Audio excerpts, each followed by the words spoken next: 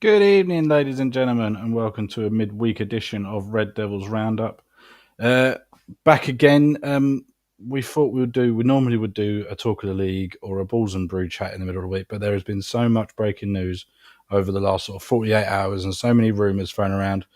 I genuinely just thought, fuck it, we're just going to just talk Man United again, and who cares? So once again, joined by Mr. Mark Langridge. How you doing, mate? Good. Yeah, I'm all good, mate. Yeah, looking forward to this. Like I just said to you backstage, it's one news story after another tonight for some reason. Yeah, absolutely. It's been absolutely hectic. And joined once again by my partner in crime, co-owner of the channel, Mr. Jonathan O'Neill. How are you, sir? Yeah, all good, Nathan. Yeah, it's been a while since I've been on the show now, so I'm looking forward to having some proper United chat again. You've been busy, in fairness. You've been very busy. So, but no, it's good to have you, mate. It has been good to have you. So, we'll start at the very top. We're going to talk. So tonight we're going to be talking transfer rumours, all the stuff that's sort of circulated on the gossip boards and the gossip pages. Liam Delap's potential rival being the operative word, as we have Newcastle and Chelsea in the mix as well, but we'll come to that. But first of all, we're going to start with the sort of news circulating at the moment of this Ruben Amorim sort of Robin Hood like situation. So I'm going to bring up what the BBC Sport were reporting earlier on. This was before Ruben Amorim decided to step in. So let me bring this up. Spot like that. Oh, no. Let's move that there. There we go. So players can buy up to 10 more tickets, but will be responsible for how their friends and family get there. The club say they are committed to ensuring as many tickets as possible from their 15,000 allocation go to supporters. If they win, the intention is to celebrate by holding a barbecue at the club's training ground. Now, on the back of that, also, it's come out today that there won't be a trophy presentation. There won't be a parade.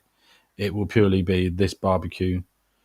I'm assuming either because of budget cuts or because they don't feel that we've deserved a trophy presentation. However, on the opposite side is that it is being talked about that Tottenham will have a parade.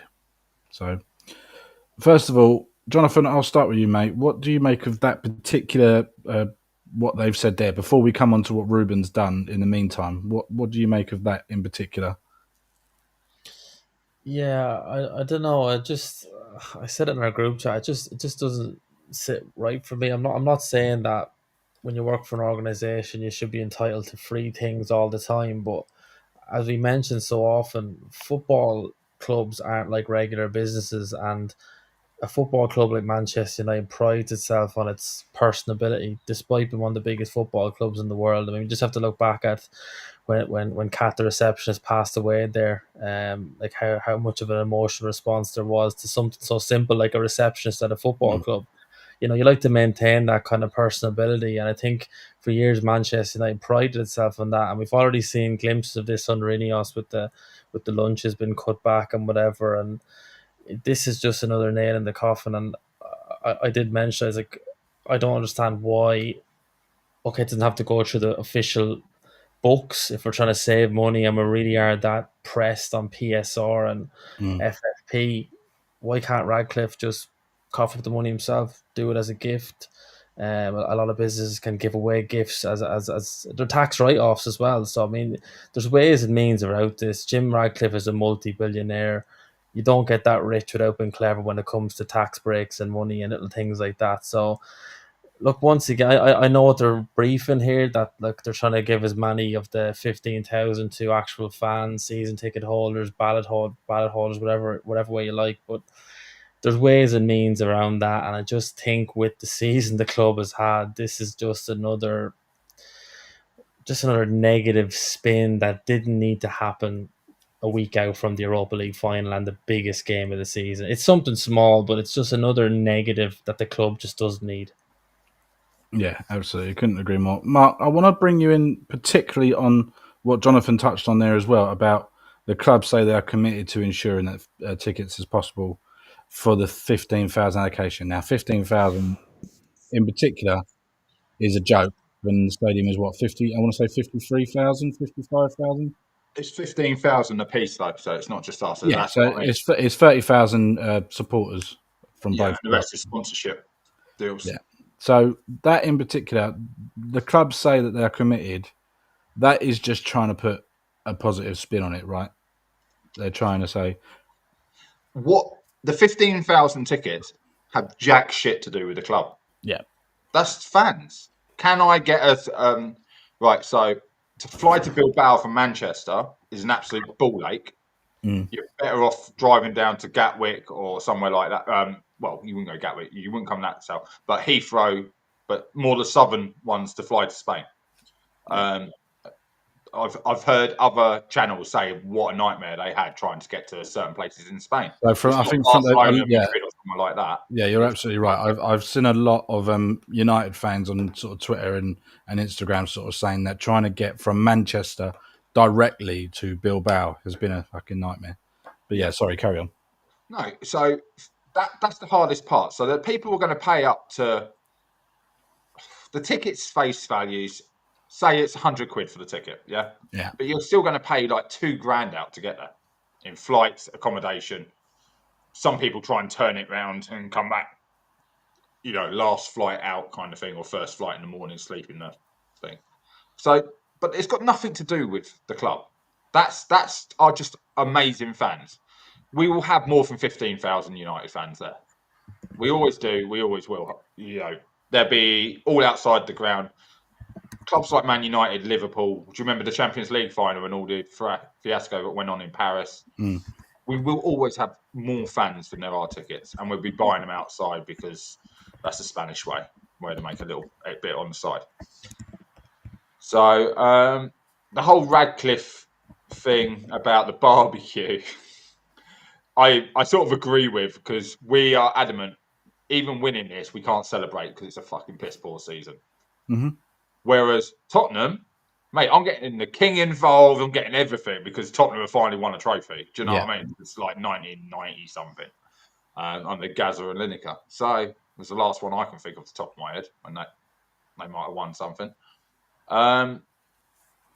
So yeah, it is what it is. But again, negative spin, always negative spin. You don't need to put this in there. What I would like to see, if Amarin's done this, and I was just reading the Mail story about he's paying for 30 of his backroom staff. And like we said, if that's 4 tickets per, for them and their families. So what's that, 120? So every player could do this. Yeah. Every player, and I'm talking, there's players which I would look at thinking that they would do that naturally. A Casemiro, a Bruno Fernandes, it's all positive PR, no matter what. But I think they would do it off their own back, the highest wage earners. It's peanuts to get them there. But that's good PR for us. But it's just Radcliffe wants to separate himself from the Glazers. This ain't the way to do it, is it? No. This is just making you actually worse than the Glazers. The Glazers sent people to the Europa League final. Everyone, go, don't care. Like you said, tax write-off. We'll find a way to do it through the books as a tax write-off. A bonus towards the staff for what we've achieved. Like Jonathan said, there's so many ways around it as a business. I don't see why you bring the negative spin in. But we aren't that club anymore, are we? We're now a business, and that's what everyone keeps saying. I heard a rant from an Arsenal fan basically just saying Man United needs a lot more respect from its owners, and that's coming from an Arsenal fan. The whole rant was quite eye-opening. Yeah, just reading that now. So now we've talked about that. I'm sort of torn between the two of you, to be honest. I believe that there's an element of the club sort of saying that yes, we want to be committed, but that is just that's someone PR saying we need to say something because otherwise it's going to look really bad on us, and we want to make the fans happy. But I 100% agree with the fact that we can't be having an open top bus parade through Manchester after winning the Europa League and finishing what looks like we're going to be the 4th worst team in the league. And especially it's the lowest level Europa League there's been so far, as in no Champions League teams dropped in. This is now the new standard. We're going to be the first ever of the new standard, but it's definitely on paper the easiest that there has been. So on to that now. So I'll get rid of that. Don't need that anymore. So now, reading the article now, Ruben Amorim has paid for 30 of his backroom staff to take their families to next week's Europa League final. Bilbao, Spain, sorry. After being told by the club that his coaches, physio and support team have to pay their own tickets. Jonathan, it's obviously great news if this turns out to be the case, and like Ruben Amorim's done off the back of his bat and saying, but as I said at the top of the show, there's an element of that he will make this money back, because we were sort of talking backstage. If he's not taking the money, like the supporters allocation away, it's likely it's all going to be sort of hospitality. What do you make of Ruben? Like, first of all, doing it? Yeah, look, it's a good thing on his behalf. It reflects well on him. You can tell as well, like, he's been genuinely hurt in the last 6 months. I know he's getting very well paid to do the job, but you can tell he takes a lot of personal pride in his job, and he wants this to work out. And you can see it, how frustrated he is every game. So I think he sees this as a little way of kind of giving back to the club in his way, and it does reflect well on him, and fans will receive that very well. But on the other side of things, I mentioned in our group chat, it doesn't scream of a club being aligned. I mean, that's the manager completely undermining the senior management of the club. And this was the sort of thing that, okay, it wouldn't have been unfamiliar to see those sort of things happening under the Glazers, but this was supposed to be a new Man United under Ineos now, with Omar Barada as CEO, Jim Radcliffe screaming for best in class, and he can't buy tickets for staff members to go to Europa League final, and Ruben Amorim can. It just doesn't. It just doesn't look good. It really doesn't look good at all, and it should look good. It's a good thing, but it looks so bad in the club, because you'd imagine that there was internal conversations. This isn't just a case of Ruben Amorim hearing that these staff weren't going to go. There would have been conversations surely had there between Ruben Amorim and whoever at the club, Omar Barada, maybe Sir Jim Radcliffe directly, and they've obviously said no, there's absolutely no way it's happening. And then Amorim has said, "Well, I'm going to do it," and that just it's just on the line. It just creates tension. It creates a divide there between your senior coaching setup and your head honchos at the club. And it's the last thing we need at this moment. It's the last thing fans need to see going into arguably the most important summer in the club's history. And it's concerning. We know there's problems at the club, but Ineos are supposed to be cleaning those problems up slowly but surely. And it looks like they're creating problems of their own with things like this happening. It's not good. It's poor PR. It really is. I've just had a quick look at the prices for the Europa League final. So the general public, it's split into 3 categories, from prices ranging from £55 to 204. That's just general seating. That's just, the great unwashed, if you like. Hospitality packages range from £1,096 to £1,266 per person. So he's taken 30, bearing in mind this is friends and family, but let's just take the low number, 30 people he's paying for. We're assuming it's hospitality, because if the club is saying, well, you're not paying for it to be general allocation, it has to be so. So let's take the low number and the low number, £1,096 times 30. It's 32 grand. £32,880. That, to me, a manager will probably get, I'm assuming, 3 or 4 million, if not more, just for getting in the Champions League.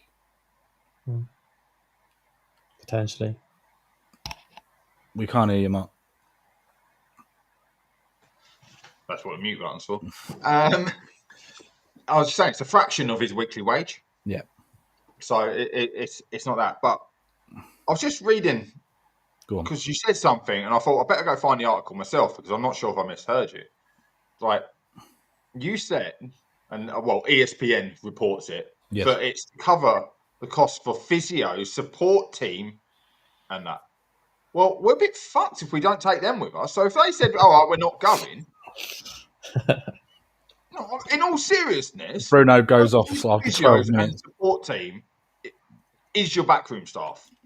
So what we're going to do? You've got to turn up on match day, and we've just got like me on a Sunday with a county league. It's just one coach, one manager, and maybe an assistant manager sat there. just an announcement comes over the stadium. Is anyone like a registered physio or a qualified physician?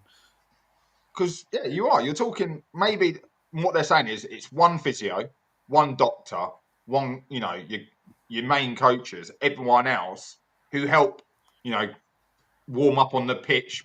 Even it's just if you act as the ball boy, putting the balls down for the drills. They all need to be there. We'd look a laughing stock. We would look a laughing stock if we turned up with just a few coaches. Yeah, so there's obviously an element of it. Yeah, it's difficult to understand that Jim Ratcliffe hasn't gone, well, we can't just take Ruben and none of the backroom staff, but we're not paying for all their families. That might be like the sort of caveat, because obviously it all gets reported differently. All the news outlets are taking it very like, you listen to TalkSport and it's the biggest crime against humanity that we won't like, because they like to berate United. What department leaked the information? Yeah. Do you know what I mean? So if you leak that from someone from the backroom staff, that I don't think that would come out. If that was an office person going, yeah, and they're not even taking the coaches, blah blah. Well, there's different level of coaches. That's a very broad thing in a football club. Like anyone who wears a tracksuit is a coach, pretty much. But that's not actually the case. So yeah, but no, I think obviously it's good that Ruben's sort of putting his hand in his own pocket for a measly, let's say, 40 grand. For a measly 40 grand. It's a problem for the summer. In what sense? So Jonathan touched on it. It's a very you're undermining the hierarchy, aren't you? Yeah. That hierarchy, you want to back you in the summer, and you're publicly undermining them by going, I'll fucking pay for them to come then. Yeah. It's definitely tension building, like between people. If there's arguments over players or anything like that, it's like, well, to be honest, mate, you're starting to cause problems for us. We won't back you, and then we can get rid of you. Jonathan, what do you reckon? Yeah, I agree 100%. Yeah, and especially because he's coming under scrutiny. I don't even think Ineos wouldn't have expected perfection when they hired him mid-season because of the mess the club was in. But I guarantee there's no one at that club football department are not expected us to be 16/17th with 2 games left in the Premier League. No one. So he's under pressure that even Ineos wouldn't have expected him to be under, and the last thing he needs to be doing is casting a negative spotlight on himself. And look, I'm not saying you should bend over and take everything they give to you like it, but you've got to play ball as well. You've got to be clever. These guys are your employers; they're paying your wages, and I'm not saying, like as I said, I'm not saying what he did is a bad thing. It's the opposite. It's a good thing, but you've got to play the game. You've got to be careful how you do these things. I still think they'll back him in the summer because their reputations are on the line here as well. They've got to have a good summer. They've got to have a good start to next season. Otherwise, they're under the same firing line as the Glazers. But he's just casting that little bit of doubt in the minds of Ineos. Like, you look how quick Sir Jim got rid of Dan Ashworth.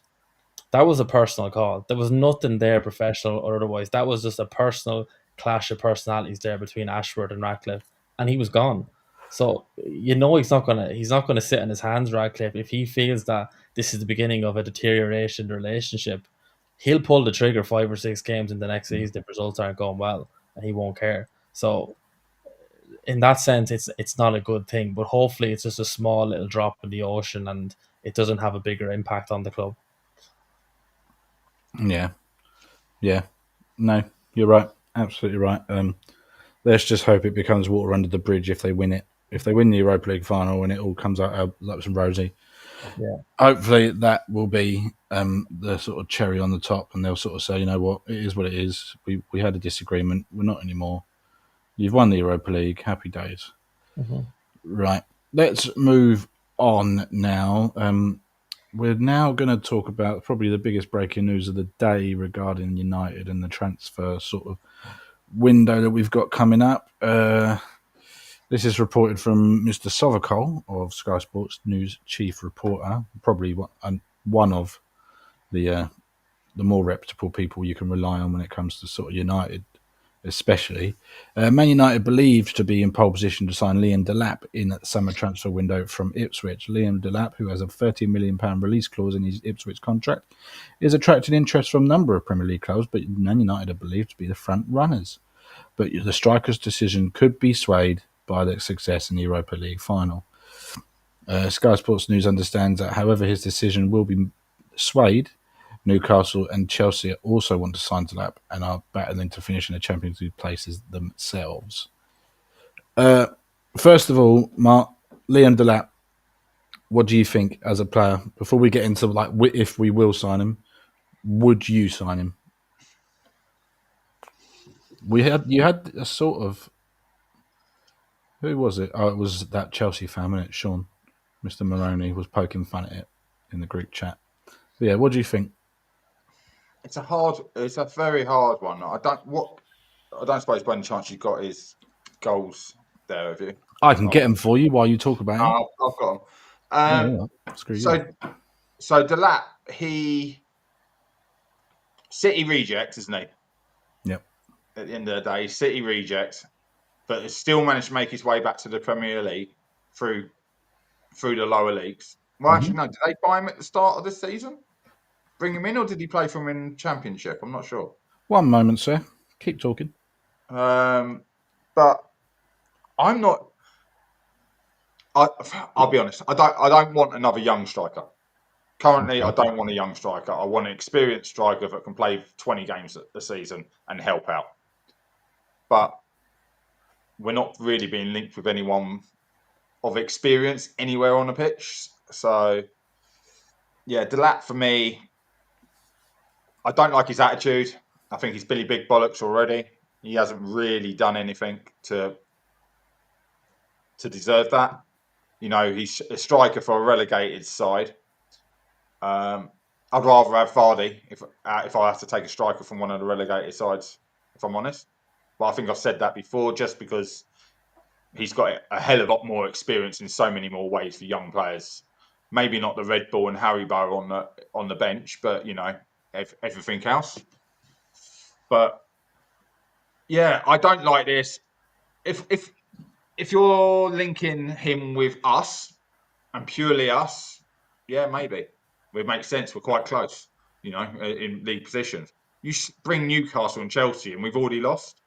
They're guaranteed European football. We're shit or bust currently. So for me, it's a non-starter. Unless he's a Man United fan and I want to play for Man United. So, that's the only way I look at it. And Amrin made a comment, didn't he, 2 or 3 press conferences ago. We're not looking at players who basically say, depends if you're in a Champions League or not. 33 appearances, 12 goals for Ipswich. He joined Ipswich in July 2024.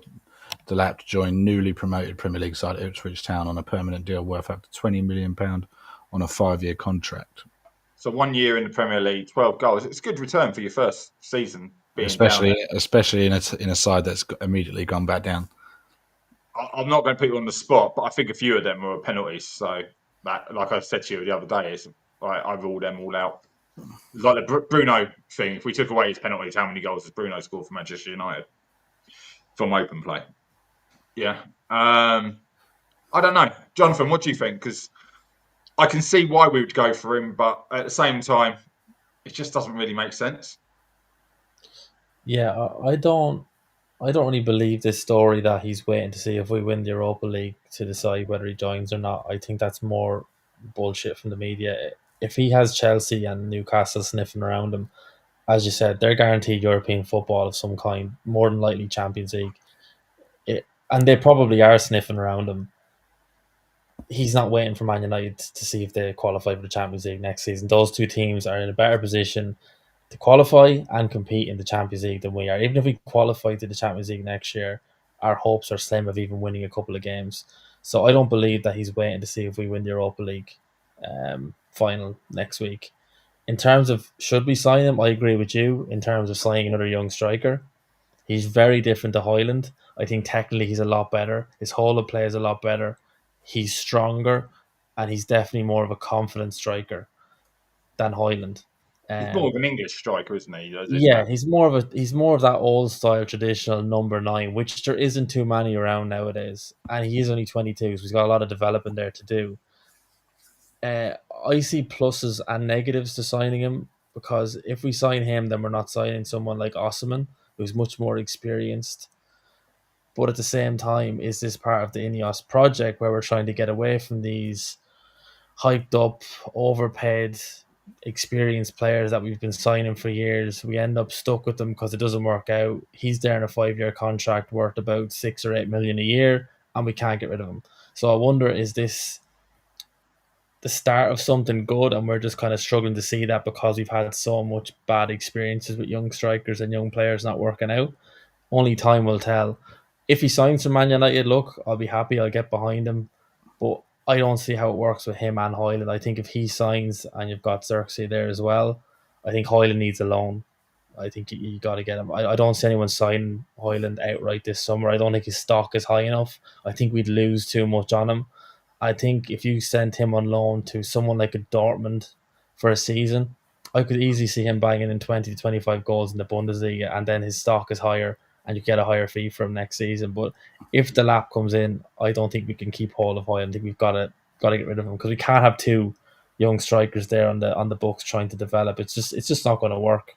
You're just going to stunt the development of one of them, and it'll be Hoyland because we'll have just signed the lap. So yeah, look, like I said, he won't be my number one target, but I will get behind him, and I see the perks of signing him. I think he's very different to what we have, and he would do well in terms of bringing those two number 10s into play, bringing the wing backs into play. His hold up play is very, very good, which I do like. I think that's why they're targeting him for this Ruben Amorim system, because Gyökeres is quite similar in that regard. So Nathan, before you come in, because I can see you're waiting, I just noticed something. It's why I was looking on transfer market. Two teams that's not United. Chelsea, yes, they need a striker. They got Nicholas Jackson. Yeah, they need someone else. He doesn't start for Newcastle. No, of course he doesn't. No. He doesn't necessarily start for Chelsea. But then are Newcastle preparing themselves for a massive Saudi bid for Isak? Isak won't go Saudi. He knows he can go to a bigger European side. Potentially. And I don't. And when I say bigger, I am talking Liverpool, City. Arsenal. Even fucking Barcelona might even look at him. Because I've got a funny feeling we might hear Lewandowski's gone in the summer retirement. So are we in the front runner, or being the front runner? Sorry, because he will start for us. We're offering him the starting position, like you said, loan out Hoyland, whatever. But then we're not actually picking up a better player because it's not someone who goes into a top 6 side and starts. This is where we got to play catch up, right? Well, yeah, because I'm going to chime in now. I think the idea of signing a player that will start for any other top 6 side is dead and gone now. Mm-hmm. We are not a top 6 side. The old top 6 that started that European Super League is dead. Yeah, there are only 3 or 4 of those clubs still remaining, and the other 2 are ourselves and Tottenham. So we are not dining at the top table of Premier League football at the moment. Obviously, historically, yes, we are, and we still got that carry of being Manchester United. We are still arguably one of the biggest clubs in the world, probably the second biggest club in the world, arguably. From my point of view, I think Liam Delap would be a perfect signing, and I think for like you guys just said, loaning out Hoyland, I personally wouldn't loan him out abroad. I would be looking at probably either a newly promoted Premier League side or a challenging Championship side next year, i.e. a Leicester, somewhere like that. Someone that's going to be challenging at the top of the Premier League, Southampton, any sort of team like that. If he can get down in the champ, I mean, we looked at Ahmad when he went to Sunderland and he absolutely barnstormed it and played so well every week, and it got his confidence up so much. That helped him at that perfect time. You send Hoyland down to a team like that, and they start banging in goals, they're going to come back as a better player immediately. So if we are the front runners, which I think, Mark, like you just said, there's an element of that we're offering him a starting position. That's his bargaining chip. If we make Champions League football and give him the starting position, there's no reason for him to go to Newcastle and sit on the bench if he's going to be playing behind Isak. And there's no point in him going to Chelsea because they've got hundreds and hundreds of players on their books that they can't get rid of. You won't know what team he's going to play in, do you? No, you're either going to league team or you're playing in the league's league team. Yeah, and also you've got no stability with the manager at Chelsea at the moment because we've got no idea if Maresca's going to be there next year. it doesn't look great for him in a minute, especially if they miss out on Champions League football.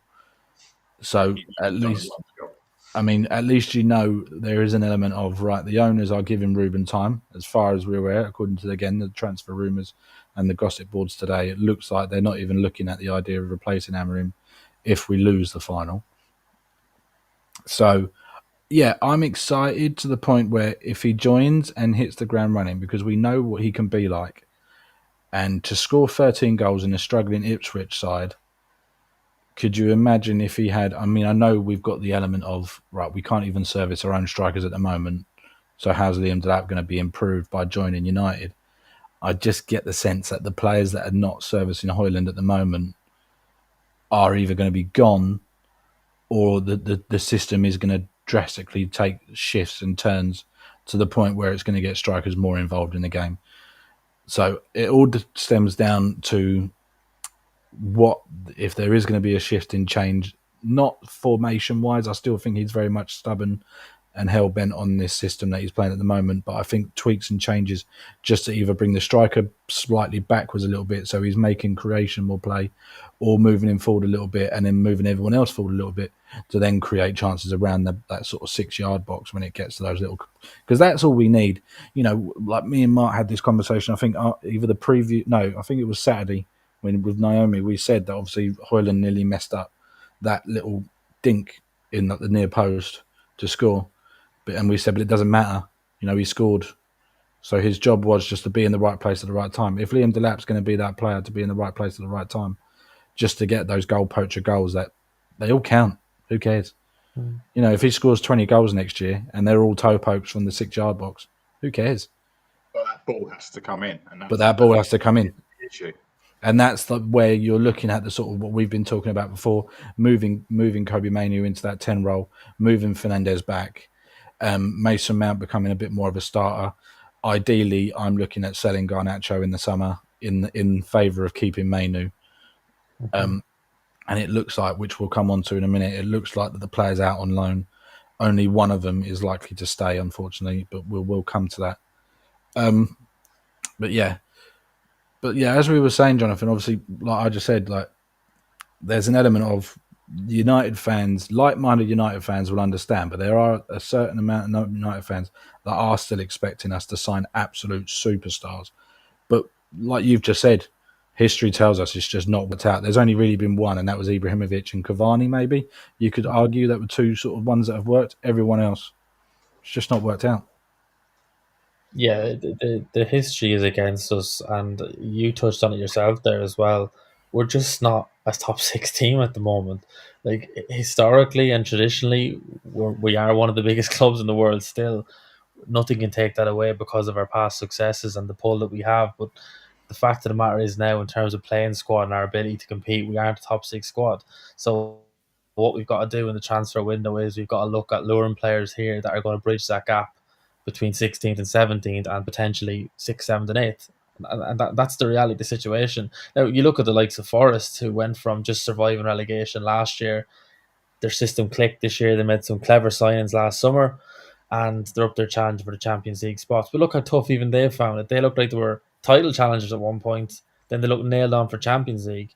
And now they're struggling to stay in the Europa League spots. They're guaranteed Conference League, so they're guaranteed European football, which is a massive step. But they're battling to stay in even the Europa League spots now, which is testament to how tough it is to get into those top 6 spots in the Premier League. It's how competitive it is, and they've had a really good season. So even United, if we have a great season next year, the law of averages will say that we're still only going to finish about 7th or 8th. And to be honest, I think most Man United fans would accept that now, because it's just where we are. We've been so bad this season, and it's been so dire. Even to see the club, like we've lost 17 league matches this year. So even if we only lost 10 league matches next year, Man United fans would look at that and go, wow, that's progress. We're improving. We're getting there. That's how bad it is. It's so bad right now. The only way it can get any worse is if we get relegated. And you couldn't even say it with 100% definitiveness that won't happen. It's just that I look, personally, I don't think it will. I don't think it will get to that. But you could never 100% rule that out, because it's happened to big clubs before. But yeah, look, to go back to the original point about the big players, as well as us choosing not to sign big players because of past mistakes and the wage issues that we were left with, I just don't think you'd attract them. Even if we get Champions League football, players are clever enough now, and players talk to each other. They're talking to each other about the situation at Man United, and it's obviously still a very toxic place to play football. Hopefully, it's getting better, and there's building blocks in place there to improve. But it's still not a very good and happy place to play football. I mean, look at the players who've gone out on loan in January. Anthony is tearing it up in Spain. Rashford was doing relatively well before he got injured. So, like, I mean, it's a graveyard for players, and that's going to Well, go against you when you're trying to sign big players as well. Go on, Mark. Come in on it. I was going to say, like you're saying about players on loan, we just said about Ahmad. He went out, he done well. Thingy's doing well at Burnley. I know we sold him. You look at some of the players we've sold are doing well. And I think that's part of the problem with Rasmus. I think the toxicity has got to him. Mm-hmm. You know, that it's gone viral, wasn't it? This Luke Shaw shouting, "Come on, Rasmus, hold the ball." It's like, that's not how you encourage young players who are having a shit fucking time. And he has to play because we've got no one else we can put up there except an 18-year-old who, what they're going to do, start shouting at him after 2 or 3 games as well because they've got their own issues. Our biggest problem this year, and I think when we look at it, we picked up more points away from home than we have at home. That's relegate. That's bottom of the league kind of thing, where you get up to go into a big ground. You know, we've done well against all the so-called top teams, which shows how shit we are because we've not got the points up at, like, what was it? Ipswich, was that a draw? That was one. We drew against them in one of the games, didn't we? I think we fluked to win. You know, Wolves have been a pain in our ass for the last couple of seasons. It's mentality. It is mentality. I was just doing the math in my head. Manchester United should get a minimum of 60 points guaranteed every season. That's win your home matches. Yeah. But when the other team looks more up for it in front of our own fans, I can understand Amarin's last press conference. Get out my club. You know, I know we just said about maybe selling Garnacho and keeping Mainu. Mainu's come under a lot of fire for that goal because when they put the camera directly behind the goal, you see Mainu walking backwards. Did not try and sprint back. When it was the second one, you know, when Ugarte sort of stayed down on the floor. And yeah, Is this the West Ham game? Huh? Yeah. I didn't watch it. I couldn't care less. No, but he's right. Even Sunday League, if you want to win a game, you try and get back, don't you? Yeah, I never got picked. Whoever you are. Never got picked for Sunday League. Not even joking. But in general, like if it's your kids, whatever, you just like get back, get behind the ball, and you stop a goal. Yeah. And that's the kind of players he wants. That's what Sporting did. It was 11 in the box if he had to put 11 in the box to defend the goal. And so bringing in these players, I put it, but about Declan Rice. Do you remember that the comment in the group chat regarding Arsenal picked up Declan Rice? Now he's come from what we would have classed as a shit side. Yeah, West Ham always fighting bottom half of the table. Yes, he left when they won the Conference League, but every season before that, they've been poor, should we say? But he's got that mentality to drive on. We're now being linked with Cunha. Is he going to be? I've reached the pinnacle. Now I don't need to work, which is what a lot of people said about Anthony. You know, he's got to the big club and he's fallen off. Now he's got to drop down the leagues. Go, it ain't working. And he's putting in the hard work. And I've watched a few of his games. He's working his fucking arse off for that bet. It's no wonder the fans are falling in love with him. And we've said that about Rashford. These players, it's Manchester United. You get to the top. So I'm in the opinion now, don't sign superstars at all. So that's where I do think Delapse and people like that might be the right people. Yeah. You either sign Man United fans and not, I know everyone who signed goes, I've been a United fan since I was a kid. It's like, you haven't, because there's a picture of like the old Steven Gerrard, Liverpool fan since birth. Why are you in an Everton shirt? Yeah, Jamie Carragher. Yeah, Jamie Carragher. Well, yeah, his family's well known at Everton, but it's very hard, isn't it, going forward now to try and be positive about any transfer coming in. Yeah. So moving on to that, it is purely just rumours at this point. I've been on BBC Sports rumour gossip page. It's quite a funny read sometimes, but some of them you could actually see as quite genuine. We'll talk about incomings first, and then we'll talk about a couple of outgoings. Manchester United favour a move for Bournemouth's Ghana winger Antoine Semenyo over a potential deal for Brentford's Cameroon forward Brian Mbeumo also. They're also looking to obviously to sign Wolves striker Mateus Cunha and Ipswich Town's striker Liam Delap. Now that we've obviously talked about Cunha and Delap, Jonathan, but Semenyo or Brian Mbeumo, out of those two, obviously one's a winger, one's a striker, so it all depends on the other two. But what do you reckon? Brian Bueno every day of the week. Mm-hmm. He would just suit our system much better than Semenyo, 100%. And he's got a much bigger body of work as well. I like his big. He's a big physical player as well. He's exactly what we're lacking: physical, fit, athletic. It's everything this club lacks at the moment is big athletes, and that's one of the big things we've got to address this summer is athleticism in the team and the fitness. And he would fill those kind of front three positions, the two number 10 slots, and the striker position if necessary as well. So out of those two, I'd definitely be picking Mbeumo, but good luck getting him out of Brentford for a cheap fee. I'd say they'd be looking for at least 60 million for him. Let's have a look. Yeah. Are you're in agreement? Are you? You're I'm total agreement. I see him so out of the four, then, if you put it down to all four, so Semenyo, Mbeumo, Cunha, or Delap, which one are you taking? I'm going Brentford all day long. Bruno. Mbeumo. Yeah. 36 I see him matches, as a 18 new goals. Mane. I see him very much in the Mane camp. Like someone I really could trust and just to work his ass off and wants to play football. He doesn't put, no pun intended, but there's no red flags with him from what I've seen. Obviously, we don't know much about him. And if I was going Bournemouth, Semenyo is further down the list. I'm taking their left back all day long. And there's a young centre back. It's HJ. I don't know how you pronounce it. Hoyson, is it? Hoyson or something like that. Yeah, him as well. I think he's like 19. Yeah, so obviously reading that, it obviously looks like the deal for Brian Mbeumo isn't going very well. Hence why they're looking at Antoine Semenyo instead. Both players 25, so you've already got 3 years worth of experience over the lap. Brian Mbeumo, 36 matches, 18 goals, 7 assists. Bear with me. Similar sort of stats, 25 years old, 35 matches, 9 goals, 5 assists for Antoine Semenyo. And Bruno's had 4 seasons in the Premier League and been an understudy to Ivan Toney as well. Mm-hmm. That's one of the things I will say. So he may not have scored so many goals because he was always assisting Ivan Toney before that, but he's certainly that workhorse.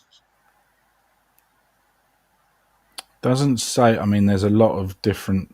Well, there's 70 million. Is the sort of lingering price tag for Semenyo? That seems like a lot. Where are Brentford in the league? No, Semenyo's Bournemouth. Well, Bournemouth are going in Europe currently. Mm-hmm. They'll be Europa League, won't they?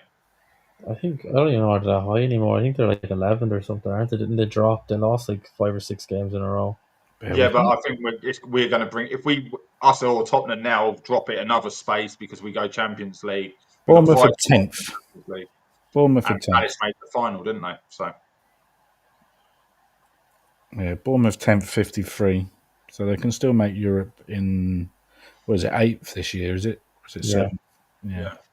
So in Bruno, 18 goals, 8 assists this season in 36 games. So 36 games, 20 plus goal involvements.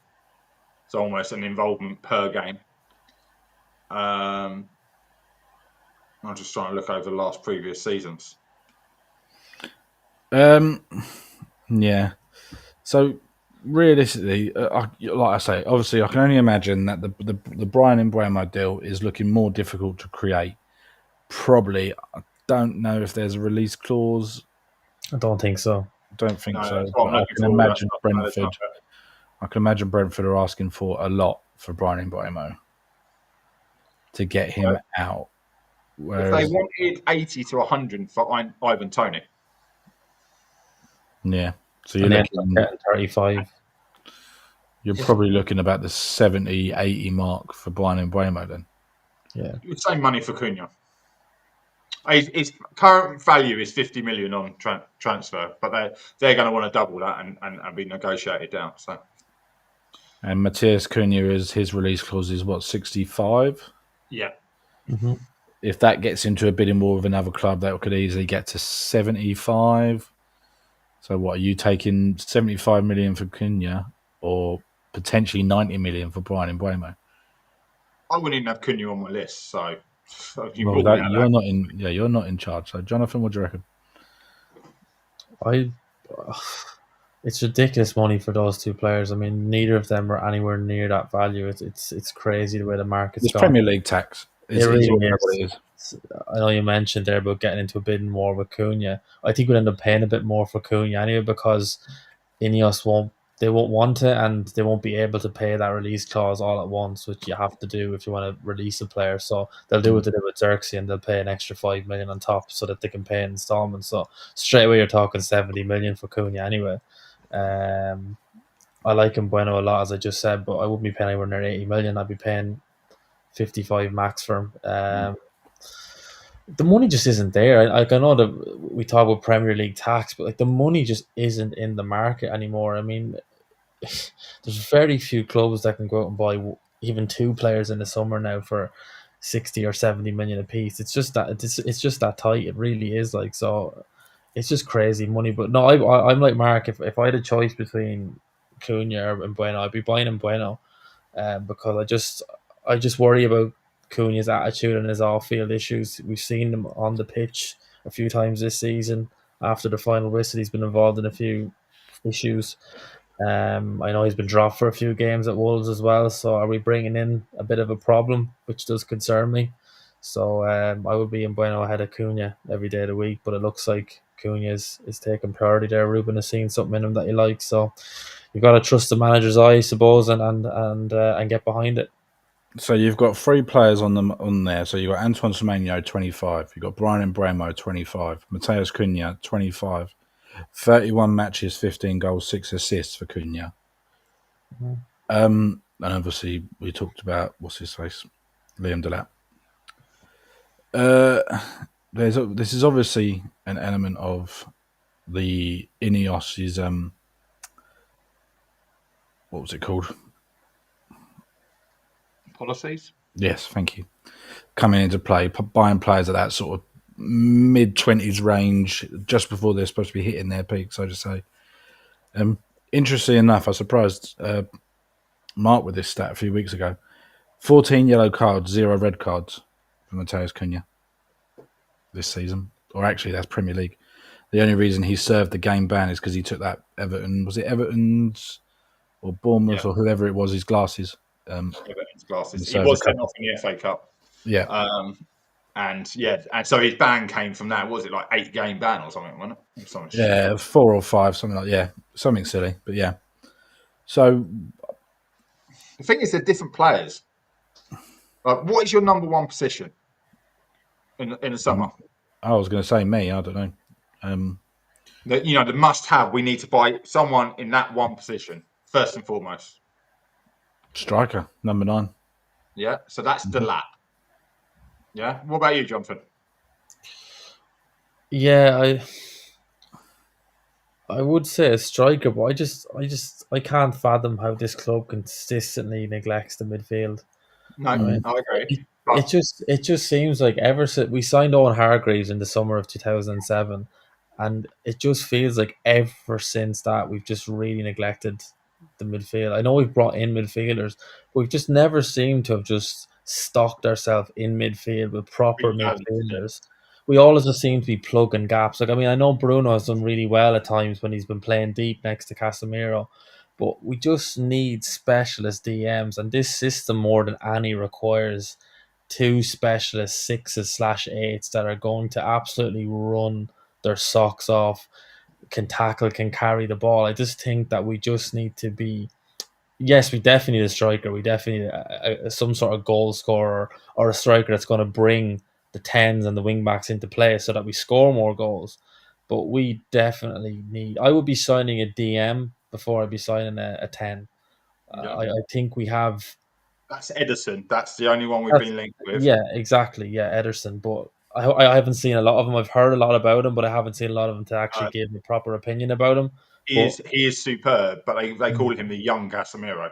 okay, So yeah, I don't know if that's a good thing or a bad thing. Are they basing him on the Casemiro of now or the Casemiro of old? But yeah, he's very highly rated in Brazil national team as well. So yeah. Right. That's incomings done. A couple of outgoings that I wanted to bring up. So one, they're both the two loanees. So it looks like, for all I can work out, is that there is no interest at this moment in time for Jadon Sancho. He's on his way back to the club. Chelsea are going to be paying us $5 million for the privilege. Thank you very much. But the two loanees that have done pretty well, Anthony especially, done very well. Very quickly, before I read the statement, Mark, would you take him back? Anthony, Yeah. Don't elaborate. I just need a yes or no. yes, I would. Jonathan, yes or no? Yeah. Okay. So Atletico Madrid are set to hold talks with Manchester United over a deal for Brazil winger Anthony, who is on loan at Real Betis, with Juventus and Villarreal also keen on the 25-year-old. Mark, your thoughts? Barcelona this evening. And Barcelona as well. That was reported by Football España. Yeah. Mark, what do you reckon? I can't blame him. Like, if you're putting a CV together and you've got half a season to do it, he's absolutely destroyed it, hasn't he? Mm-hmm. So I think he would make a great wing back, potential right wing back, or even in that 10 role. And it's about confidence, isn't it? He's got his confidence back. He's certainly got his mojo back. So yeah, I would take him back in a heartbeat. I would also sell him in a heartbeat because I don't think his stock's ever going to be higher than it is right now. How much are you looking at getting back on him? How much did we pay for him? 80 million. We paid 80. I'll take 40. Jonathan? I don't think you're getting more than 30 million for him. His stock is high, but I think any club that buys him knows how much Man United want him off the books, and that's going to be a ploy they'll use against us. I don't know what. I think I read somewhere that we need to get at least 33 million, I think, this summer to avoid recording negatively on the PSR. So I'm we sure turned down 40 for him already. Yeah, but there's no way Betis are giving us that. I see that they're trying to move hell and high water to extend his loan deal. I'd have no bother with him going back on loan, but I'd be charging an expensive loan fee at the start and definitely an obligation to buy at the end that wasn't escapable, like the ridiculous Chelsea and Jadon Sancho one. Or if it is escapable, they've got to give us 20 or 25 million to get out of it. Yeah. So, that's the only way I'll be letting him go back on loan. No straight loan. It would have to be an obligation to buy, or absolutely no way. I'd rather keep him. I would like to think if he came back, he would continue, but it's so hard to know full well if he was going to come back, the player that's currently at Real Betis. We've already spoke about it before, Mark, that obviously La Liga is it's an easier league for an Anthony type player to thrive in. Yeah. Mm-hmm. Whereas the Premier League, you get no time on the ball, and that's all Anthony is best at. He is best with time on the ball. Mm-hmm. And to be doing his flicks and tricks over there that actually pay off, you don't get 5 minutes, to make a play in the Premier League. So I personally wouldn't take him back if there's offers on the table for, like you guys say, sort of around the 30, 40 million mark. I think the offer we turned down was something 30, 40 million with 35 in add-ons. From who? From Betis. So we've already turned an offer down for them to take it. They said, I think it was not Lakeith, whatever the big Spanish one was reported, that they're willing to. It's still in negotiations with United, but it's going to be very hard to get a deal across the line. So in other words, we're asking for too big a price. or Yeah. what they class as too realistic add-ons. So 35 million because he's played 20 games in the league and scored 10 goals. After the loan he's had, they might go, well, we're planning on playing him every week, so that's a guaranteed 35 million by the end of the season. That's too. But yeah, La Liga. Do you know what's really interesting? Someone else told me this. He's not done his roulette spin. The fidget spinner has not come out in Spain. Now, I'm very much for players learning their lesson. So that shows he done it multiple times in Holland. Done it once here, got ridiculed for it, and he has never done it since, even in Spain. So that shows, is the player growing up? Is he maturing? Because he's still young. That's one of the things we sort of forget, how young he is. Interesting. Right, final one, and we'll end on this one. Manchester United's England forward Marcus Rashford, who was on loan at Aston Villa, is eyeing a move to Barcelona this summer, reported by Mundo Deportivo. Bullshit. Yeah. Are we all calling bullshit on that? Yeah, bullshit. He's not good enough to play in that Barcelona team. No way. Let's have a look. Marcus Rashford. So what I found very interesting, I got in a bit of an argument with a Villa fan over this. It's funny how they went out of Champions League and he got injured. As soon as they were out of that Champions League, he's now injured. Yeah. Barcelona Sporting Director Deco. England teammate, because of the playing, there's been issues. They're not looking to keep him, even though he's had a good loan spell. Injury issues have come out. Dean Saunders called him out, didn't he, on a TalkSport podcast for still seeing him walking around the pitch? Yeah, I'm sorry. As much as I like TalkSport as a radio station, but I think Dean Saunders is a fucking idiot. But he is a passionate Aston Villa fan. He's an idiot. It doesn't matter if he's a passionate Aston Villa fan. He's an idiot. This is Manchester Evening News, if you can believe anything they say. But Barcelona Sporting Director Deco has freshly admitted that his club are lacking in depth behind wingers. Wing players Lamau and Rafinha amid speculation linking the Spanish champions-elect with a move. Manchester United forward Marcus Rashford reported that Barca has weighed up a move in January after it became clear it was no longer plans. However, due to ongoing financial difficulties and their interest, although did not pursue the deal. Now, whilst ESPN, who was talking to Barca, are not expected to make any major signings, the sporting director suggested his club is short of the players in the Englishman's role. If we can improve, blah, blah, blah. Yeah. So there may be meat on the bones with it, but it just doesn't seem realistically plausible to me that Marcus Rashford goes to the champions of Spain. Especially when they've got Pedri, Gabby on the bench who also play in that role, who I would have over Marcus Rashford. But bearing in mind, we also said earlier that obviously Lewandowski's looking likely he's either leaving or retiring at the end of the year. Who looks at Marcus Rashford and thinks he plays through the middle? But also, if you're Marcus Rashford, let's bear in mind this is a player that basically put United in the shit and didn't perform for us because we weren't dining at the European top table. Went to Aston Villa, and like you've just potentially mentioned, they've gone out of the Champions League now, so he's not really that interested. Mm-hmm.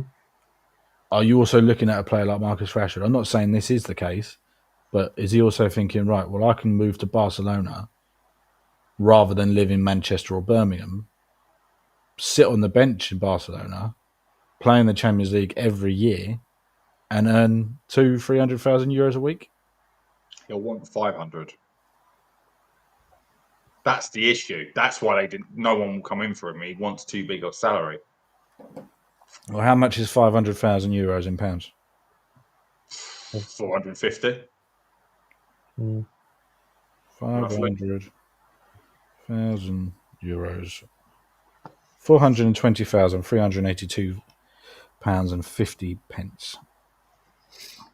Because don't forget, they have got players on that massive wage, and that's why they can't sign them, because they're in negotiations to bring their What is he on at the moment? At United, he's on like 350. 350. Yeah, which he's about to lose. Obviously, if we don't win next Wednesday, that's a 25% drop in wages. Yeah, I think, yeah. So to get anywhere near what he wants in euros, he needs to be on 450,000 euros a week. That equates to about 378 grand a week. Yeah. I don't know how much Lewandowski's on. That's what I mean, and that's anywhere outside of England. Anywhere. That's your Italy. Yeah, why the only logical one is PSG. And that has gone colder than ice. Like, because look at that team, they're so together. They don't want individuals. They're not signing egos anymore. No. I wish he's saying something, because I thought Dembele had one hell of an ego on him. But what that guy has done this year alone is unreal. They're going to, as much as I would like Inter to win, they're winning the Champions League. Like, they're the most together team, I think, without question, in the European top table at the moment. And it's well deserved. They've never won it, have they? So no. So was this their second ever final? Second or third? Yeah, they lost to Bayern. The Bayern during COVID. There was a COVID season. I think they lost to Bayern 1-0 in the They lost to Real Madrid as well. Why do I think they lost to Real Madrid in a final as well? I don't think so. They might have. I was thinking it was their third, but yeah, no. There's a lot of players. I can see us selling other players. Like, what about Eriksen? He's got a walk. You know, there's a lot of players going out, but Casemiro's gone cold. The manager seems to love him. You can see that on the pitch, and I genuinely mean love him. Yeah, Luke Shaw. Yeah, so that's very. Where are we at? What are we at? Hour and 2 minutes. Let's put a pin in that. We'll talk about players that we think are likely to leave next week, or Saturday potentially. We'll figure it out. But yeah, thank you everyone so much for watching. If you've enjoyed what we're doing, please like and subscribe. Keep an eye on our socials for next shows. And yeah, from him, and him. Have a good evening, and we'll see you again soon. Niall.